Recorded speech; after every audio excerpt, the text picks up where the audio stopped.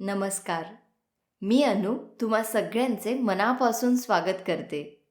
तुम्ही ऐकत आहात AV टॉक्स, जिथे प्रत्येक कथा शिकवते नातं जपण्याची एक छोटी गोष्ट. आपण एक नवीन सिरीज सुरू करत आहोत, ज्याचे नाव आहे 7 आयुष्यभराची मॅरिड लाईफ सिरीज. आणि आजचा एपिसोड आहे रुसवा आणि समजूत.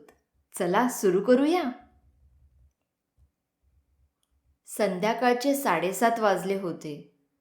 खिडकीतून येणारा मंद पाऊस, किचनमध्ये वाफाळणारी भाजी आणि दियाच्या मनात साचलेली नाराजी. घड्याळाकडे तिची नजर वारंवार जात होती. पुन्हा उशीर. तिने मोबाईल हातात घेतला. कोणताही मेसेज नाही. ती स्वतःशीच म्हणाली, उशीर होणार असेल तर एक मेसेज करायला किती वेळ लागतो. तेवढ्यात दरवाजा उघडला. अमोल आत आला.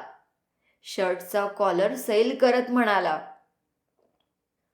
आज खूप दमलोय, चहा आहे का? त्या एका वाक्याने दियाच्या मनातला राग उफाळून आला. चहा आहे का? पण मी आहे हे लक्षात आहे का? अमोल थबकला.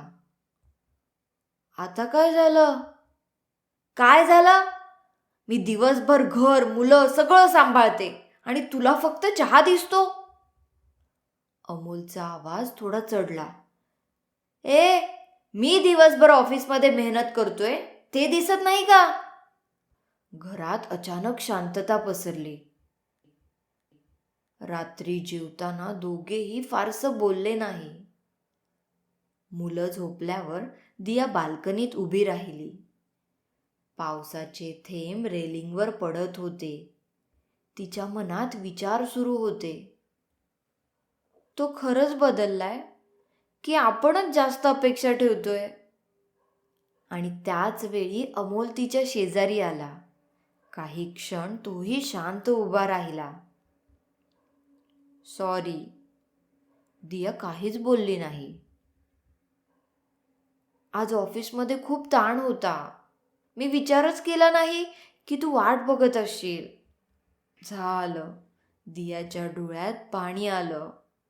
मला मोठं काही नको अमोल, फक्त कळवावंच, मग राग नाही येत. अमोलने हलकसं हसत तिचा हात हातात घेतला. ठीक आहे, आता पुढे कधी उशीर झाला तर पहिला मेसेज तुलाच. त्या क्षणी दोघांनाही जाणवलं, प्रश्न उशिराचा नव्हता, प्रश्न होता लक्षात ठेवण्याचा. त्या रात्री त्यांना एक गोष्ट समजली. लग्न म्हणजे फक्त प्रेम नाही, तर संवाद आहे, समजूत आहे आणि कधी कधी थोडासा रुसवा सुद्धा. जीवनातल्या प्रत्येक नात्यात मतभेद येणारच, पण रुसवा कायमचा ठेवण्यापेक्षा एक पाऊल पुढे टाकून समजून घेणं जास्त सुंदर असतं. कारण लग्न म्हणजे जिंकणं नाही, तर दोघांनी मिळून एकत्र राहणं आहे, एकमेकांना जपणे आहे.